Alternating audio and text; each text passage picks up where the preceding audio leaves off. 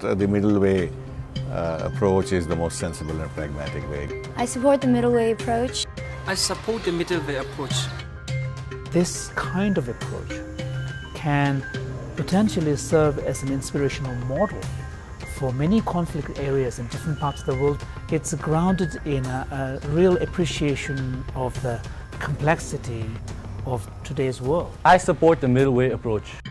This is a practical way to have freedom on the ground in a united Tibet.